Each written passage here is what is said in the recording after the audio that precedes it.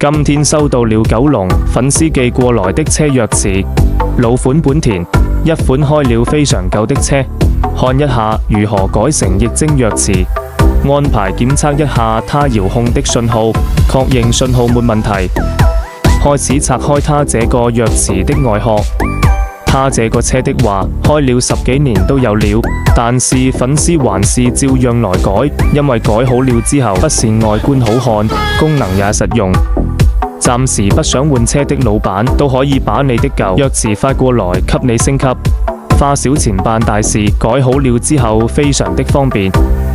原鑰匙殼給它裝回去，將拆下的芯片給它進行一個無損的焊接，提供每一根排線接到芯片的每個按鍵上。拿出我們粉絲要改裝的液晶鑰匙，將芯片裝上去。安裝好了之後，墊好海綿，擺放好，再蓋上一個後蓋，一款全新的遙控就完成升級了。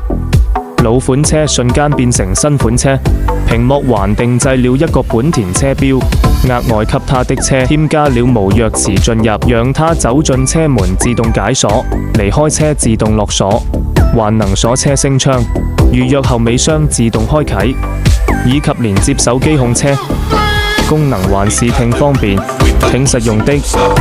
功能升級好，調配好了之後，還要2次檢測。